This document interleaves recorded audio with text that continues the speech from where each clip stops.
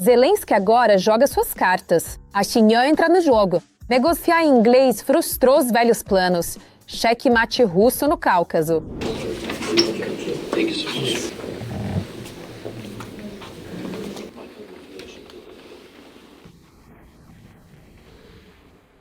O nó caucasiano está se apertando. Zelensky quebra as forças pró-russas na Geórgia. Kiev e Tbilisi dialogam. Kremlin perde o Cáucaso. Encontro de Zelensky e Pashinyan muda o jogo. Processo irreversível começou. Um reinício na região. Zelensky desencadeia mudanças. O gelo se quebrou. A Geórgia está passando para o lado da Ucrânia. Tbilisi conseguiu. Zelensky e o premier georgiano abrem nova fase na relação. Kiev e Tbilisi estão em contato novamente. Por trás dessa reviravolta? Conto tudo em instantes. Olá, Victoria Perepelitsa do Ucrânia Hoje com as últimas notícias. O Cáucaso estremeceu. O cenário muda agora. Zelensky interveio e a influência na região reorganizou. A Ucrânia age bruscamente, quebrando velhas regras. O Cáucaso não quer mais viver sob o Kremlin. O vetor muda. Em vez da Rússia, o olhar se volta para a Europa. É o começo do fim da antiga influência. O encontro marcante de Zelensky e Pashinyan foi um sinal. Os processos foram iniciados.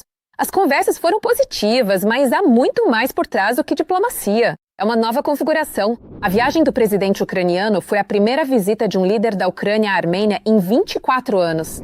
Boa reunião com o primeiro-ministro da Armênia, Nikol Pashinyan. Obrigado pelo convite para a cúpula da Comunidade Política Europeia. É importante que estejamos retomando o diálogo ativo entre nossos países. A cúpula ocorreu sob o lema Construindo o Futuro, Unidade e Estabilidade na Europa. Os temas principais foram o reforço da democracia, o desenvolvimento de conexões e o aumento da segurança econômica e energética. Os líderes discutiram a situação na região e os desafios e ameaças à segurança. Zelensky informou sobre o trabalho diplomático para alcançar uma paz real. Também falamos sobre o desenvolvimento da parceria econômica. Eu propus formalmente o restabelecimento da Comissão Intergovernamental de Cooperação Econômica e a organização da próxima reunião em Kiev. A assessoria de Pashinyan informou que discutiram as relações bilaterais, destacando a importância de aprofundar cooperação em áreas de interesse mútuo e a necessidade de uma paz estável e duradoura. Urgente. O presidente ucraniano Volodymyr Zelensky e o premier georgiano Irakli Kobakidze se reuniram pela primeira vez na cúpula em Erevan. Lembrando que em dezembro de 24, o presidente ucraniano assinou sanções contra o governo georgiano. O chefe de Estado notou que há questões pendentes entre Ucrânia e Geórgia, mas ressaltou a importância do diálogo. A Ucrânia sempre respeitou e continua respeitando a Geórgia, sua soberania e seu povo. Continuaremos levando nossa cooperação adiante. Kobakidze classificou o encontro com Zelensky como o amigável. Confirmou que a iniciativa foi ucraniana e citou como tema as relações bilaterais. A Ucrânia é um país amigo para nós. Temos uma amizade histórica tradicional que une nossos países e nossos povos. Devemos cuidar dela ao máximo possível. E esse é o espírito que compartilhei com o presidente. Não posso falar sobre os detalhes. Em 26 de janeiro de 2026, o presidente ucraniano Volodymyr Zelensky nomeou Mikhail Brodovich como novo embaixador da Ucrânia na Geórgia. O cargo estava vago desde 2022. Na cúpula em Erevan, Zelensky conversou com representantes de países europeus. O líder ucraniano pediu resistência a qualquer ideia de abrandamento das sanções contra a Rússia. Citando o desfile de 9 de maio em Moscou sem equipamentos militares, Zelensky sugeriu que drones ucranianos poderiam sobrevoar a Praça Vermelha. A Rússia anunciou o desfile de 9 de maio em Moscou sem equipamentos militares. Se isso acontecer, será a primeira vez em muitos e muitos anos. Eles não podem se dar o luxo de usar equipamentos militares e temem que drones sobrevoem a Praça Vermelha. Isso diz muita coisa. À margem da cúpula, Zelensky reuniu-se com a chefe da Comissão Europeia, Ursula von der Leyen, Robert Fico, o polonês Donald Tusk, Mark Carney, o chefe do Conselho Europeu, Antônio Costa, Irakli Kobakidze e o secretário-geral da OTAN, Mark Rutte. Hoje é realmente um dia importante, muitas reuniões produtivas, muitos países representados e isso significa muito. Isso demonstra a escala da nossa unidade. E essa unidade hoje tem uma força real. Sobre a fala de Zelensky sobre drones no desfile da vitória, o deputado da Duma, Andrei Kolesnik, disse que a resposta russa às provocações de Kiev em 9 de maio será inevitável e proporcional. Zelensky realmente cedeu, ficou insolente e manda na União Europeia. O primeiro vice-presidente do Comitê de Defesa da Duma, Alexei Juravlev, criticou os líderes dos países da CEI que se encontram com Zelensky, apesar do conflito entre a Rússia e a Ucrânia. Segundo o parlamentar, ninguém deve sair impune disso. Repito que toda a Ucrânia deve ser tida como um estado terrorista, o que facilitará a decisão dos nossos aliados. Assim, o contato com Kiev será visto como cumplicidade com o terrorismo. Mas parece que a Armênia não dá a mínima para a opinião do mundo russo, e daí para a saída total da OTSC não falta muito. Considerando que a Armênia se recusou, ainda em 2025, a trabalhar na organização pró-russa do Tratado de Segurança Coletiva e sugeriu que outros membros da organização refletissem sobre isso. Aguardamos! Momento épico de urgência, um forte avanço em Berlim. A OTAN prevê a vitória da Ucrânia. Mark Rutte diz: a Rússia falha no campo de batalha. Os Estados Unidos focam na diplomacia. Rutte conduz uma estratégia sutil com Trump, equilíbrio entre retórica e fins estratégicos. Diplomacia pessoal salva a Ucrânia. O objetivo segue o mesmo: vitória ucraniana e conter o agressor. Detalhes chocantes a seguir. A OTAN agora fala sem hesitação sobre a vitória da Ucrânia e até cria vantagens para Kiev com as próprias mãos. Após a reunião do Grupo de Defesa da Ucrânia no formato Ramstein, o secretário-geral da OTAN, Mark Rutte, declarou: o Kremlin não atinge seus objetivos no campo de batalha. Em coletiva em Berlim, ele enfatizou que as tropas russas enfrentam sérias dificuldades. Apesar da pressão e tentativas de ofensiva, o exército ocupante não tem sucessos estratégicos.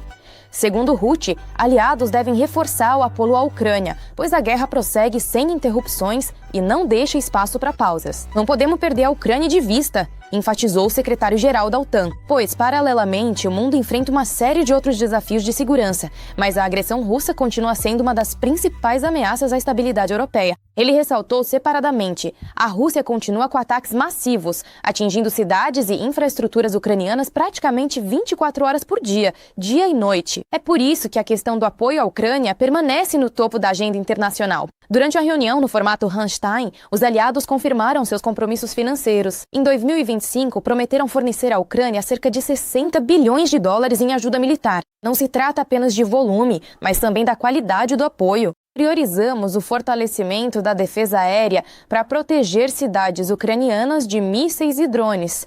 Também focamos em tecnologias de drones, essenciais no campo de batalha moderno. Destacamos o envio de munições de longo alcance para atingir a retaguarda inimiga e enfraquecer seu potencial militar. A OTAN enfatiza: apoiar a Ucrânia é solidariedade e um investimento na segurança de toda a Europa. Enquanto a guerra continua, os aliados estão determinados a manter a unidade e o apoio pelo tempo necessário. Nos bastidores, a situação parece ser muito mais complexa. Segundo o político, Mark Rutte é forçado a conduzir um jogo político sutil com o presidente Trump.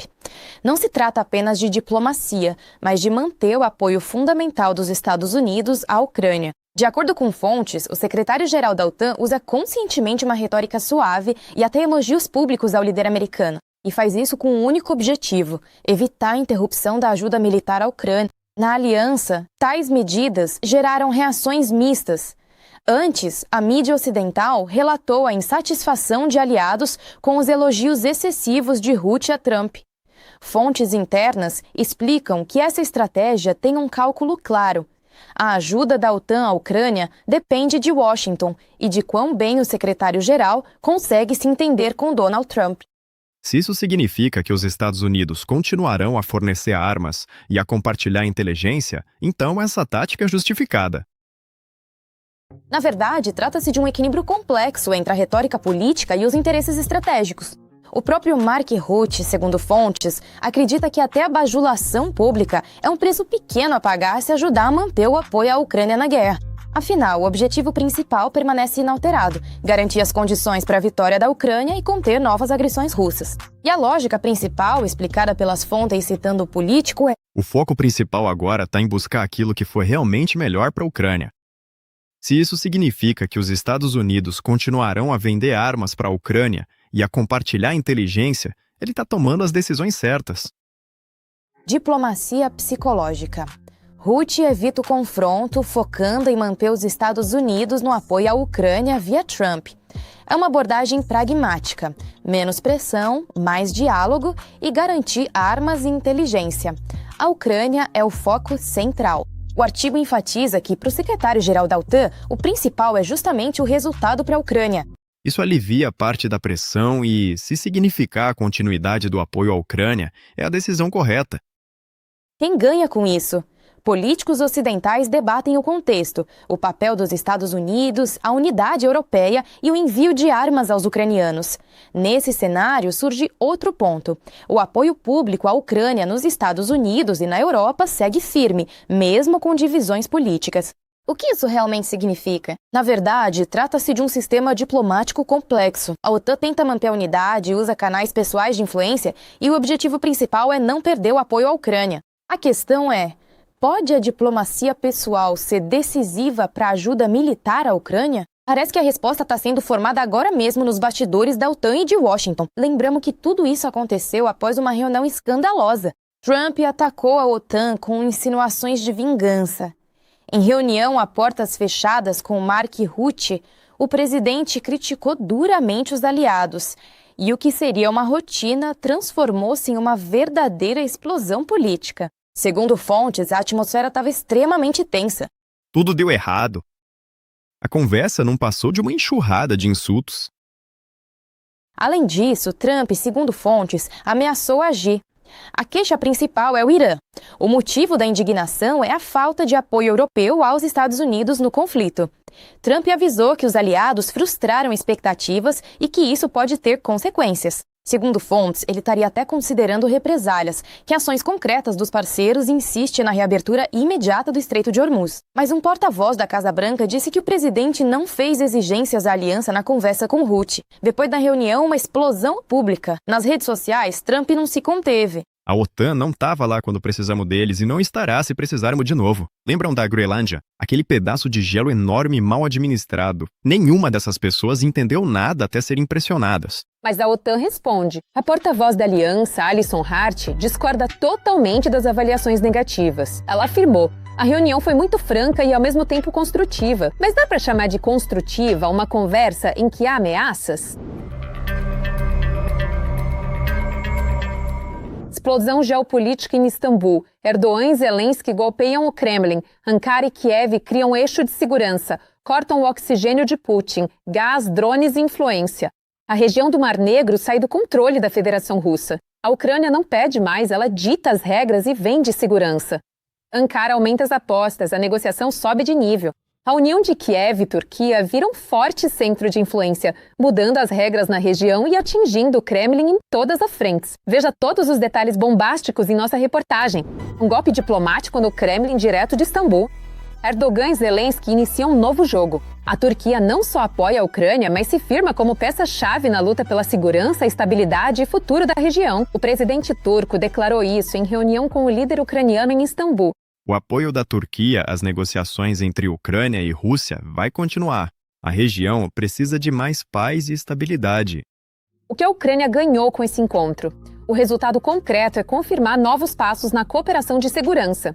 Não é apenas declaração, é o início de uma profunda integração de defesa. O governo ucraniano abre um novo nível. Projetos conjuntos, reforço da segurança e troca tecnológica. A Ucrânia não é mais pedinte. Ela surge como jogadora de igual para igual com experiência de combate única. Zelensky destacou que a Ucrânia está pronta para apoiar a Turquia com o que obteve na guerra: perícia, tecnologia e experiência. Há prontidão política para trabalharmos juntos e nossas equipes vão finalizar os detalhes nos próximos dias. O Mar Negro está na pauta do dia. A região está se tornando um epicentro de tensão. A segurança da navegação e da energia está por um fio. Incidentes com drones navais já afetam rotas cruciais. Para a Turquia, não são só riscos. É um golpe na economia e no peso geopolítico. Por isso, Erdogan, ao falar com Putin, frisou que ataques a navios civis no Mar Negro são inadmissíveis.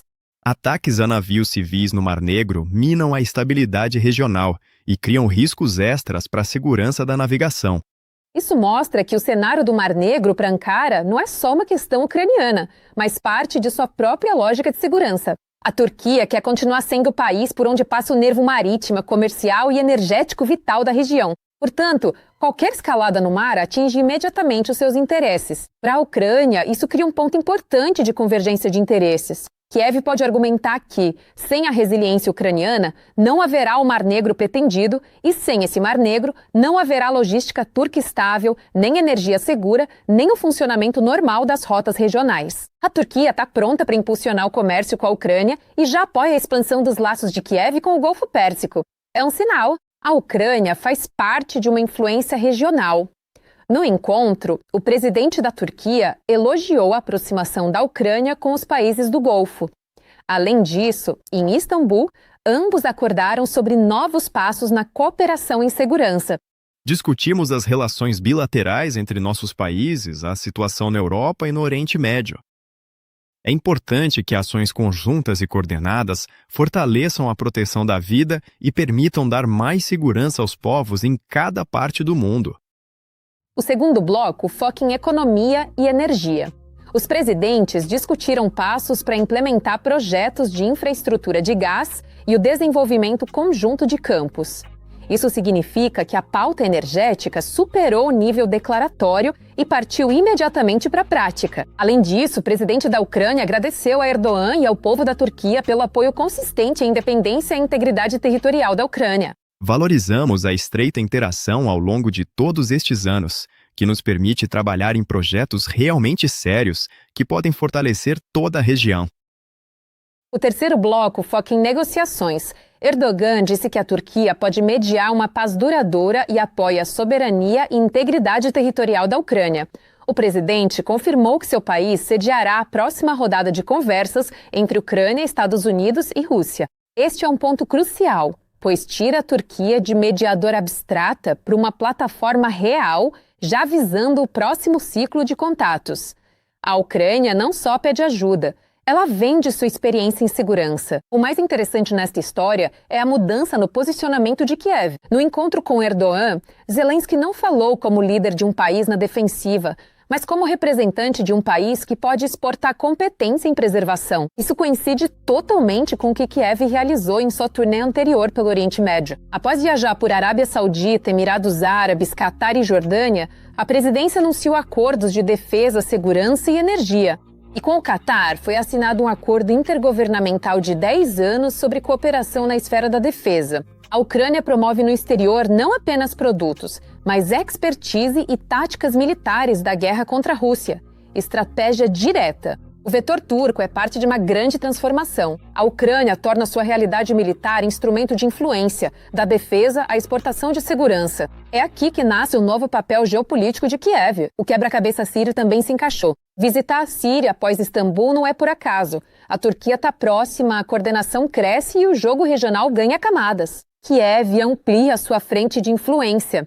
Entenda o contexto desta mensagem. Engel, a visita à Síria ocorre após a delegação ucraniana passar por Istambul. Segundo, Turquia e Síria não são vítimas da chantagem iraniana com drones Shahed. Terceiro, durante a visita à Síria, a Ucrânia foi acompanhada por uma delegação do Itamaraty turco liderada pelo ministro Fidan. A mídia síria destaca as declarações de Sibihai Zelensky sobre a importância da coordenação entre Síria e Turquia em segurança e logística. Parece que o governo de Kiev está estragando o jogo de Putin. Estamos construindo novas relações, abrindo novas oportunidades e ampliando a cooperação em prol da segurança. Nós discutimos detalhadamente todos os pontos, de segurança e defesa à situação regional devido ao Irã, passando também pela cooperação em energia e infraestrutura entre as nossas duas nações. E isso não é apenas uma visita, mas um avanço geopolítico. Após a reunião, Volodymyr Zelensky anunciou acordos para trabalharem juntos por mais segurança e desenvolvimento para ambas as sociedades. Discutimos a situação na região e as perspectivas de mudança para melhor. Também discutimos as circunstâncias da guerra da Rússia contra a Ucrânia. Sou grato pelo apoio. Há um grande interesse na troca de experiência militar e na área de segurança. Kiev age decisivamente. Zelensky discutiu a guerra e o papel da Ucrânia como gigante alimentar. Trata-se da segurança alimentar de toda a região. Entendemos perfeitamente os desafios de energia e infraestrutura que a Síria enfrenta agora. Estamos prontos para trabalhar juntos para que as capacidades de nossos estados e povos aumentem. Falamos detalhadamente sobre como superar sequelas da guerra e sobre o processo de negociação da guerra da Rússia contra nosso estado e povo. Resta saber se a Ucrânia insistiu na visita à Síria, como já havia sinalizado antes, ou se a visita é, de certa forma, uma confirmação tácita do acordo de cooperação com a Turquia como uma exigência turca. A Ucrânia é mais adequada na região do Mar Negro do que o domínio agressivo da Rússia. A aliança entre Ucrânia e Turquia torna-se mais sistêmica e pragmática, expulsando o mundo russo da geopolítica mundial. Momento épico de urgência. Moscou ainda não suspeita de nada. Isso é chocante. O líder bielorrusso começou seu próprio jogo às escondidas do aliado russo. Vem algo sensacional. EUA e Bielorrússia se aliam. Lukashenko traça um plano B e liberta Minsk. A Ucrânia aperta a mão do novo líder bielorrusso. Kiev fez o impensável. Primeiros detalhes a seguir. A cortina se abriu. Os aliados Minsk e Moscou não parecem mais tão unidos. Rachaduras aparecem na relação. Silenciosas, mas reveladoras. Negociações de petróleo e gás, tentativas de autonomia da Bielorrússia, contatos cautelosos com o Ocidente e canais diplomáticos próprios. Horrível, horrível. Bem, horrível, mas não horrível, horrível, horrível. Lukashenko fala cada vez mais a língua do equilíbrio e não da dependência total. E agora mesmo, parece que uma movimentação real está começando. Embora, obviamente, o Putin não vá gostar nem um pouco disso. Em Minsk, a distância de Moscou cresce, e agora não só na retórica, mas em passos práticos. Dentro do país, cresce o cansaço da dependência e a busca por um equilíbrio político próprio. Fico muito surpreso, fico pensando, como é que vocês sabem? Ou será que eu deixei escapar algo? O equilíbrio regional está começando a oscilar. Belarus tenta deixar mais espaço para um jogo independente. Mas, para falar a verdade, Lukashenko dá os primeiros passos olhando para trás. Primeiro, sou historiador. Sabe, eu sou historiador. Agora Kiev vai com tudo e ajuda a iniciar um processo irreversível que pode depor o líder autoproclamado Alexander Lukashenko. Para nós, é realmente importante manter relações com representantes da Belarus Democrática. Cremos que chegará o tempo em que a Belarus Democrática, será o quarto membro do Triângulo de Lublin. A Ucrânia investe numa alternativa ao regime de Belarus. Um novo presidente legítimo, apoiado por Kiev, já foi eleito. Volodymyr Zelensky apertou as mãos e o mundo parou para ver. Além disso, a portas fechadas, já se discute abertamente a possibilidade de abrir um processo criminal contra Lukashenko. E isso traz ainda mais tensão para a situação. Cada novo sinal dos bastidores só reforça a sensação de que a pressão política sobre Minsk entra em uma fase nova e bem mais dura. Com o apoio da oposição bielorrussa, a Ucrânia pode iniciar o processo para colocar Lukashenko na lista de busca internacional. As cortesias políticas acabaram. A paciência de Kiev finalmente se esgotou. O presidente da Ucrânia criticou Lukashenko publicamente, sem rodeios, ao vivo na televisão. A declaração dura e emocional de Zelensky abalou o ambiente e deixou todos em alerta. Por enquanto, o Spitz branco de Lukashenko tem mais direitos que o povo da Belarus, infelizmente. Em 2020, houve uma chance de mudar isso, e tenho certeza de que haverá outra. Mas, naquela época, o apoio aos bielorrussos foi simplesmente insuficiente. E agora, todos sentimos o quanto ficou mais difícil, caro e perigoso para todos devido à dependência da Belarus em relação a Moscou, que não diminuiu. Isso não é o fim do grande jogo. Ucrânia e Ocidente estão criando uma alternativa a Minsk. O presidente americano age. Atores externos ampliam sua influência. E aqui entra o jogador principal. Donald Trump também tenta arrancar Alexander Lukashenko dos braços do Kremlin. Contatos com a Casa Branca e acordos iniciais. Os Estados Unidos aliviam sanções contra setores bielorrussos do setor financeiro e da Beloskali, abrindo portas para uma reaproximação. Em resposta, Lukashenko liberta em massa prisioneiros políticos.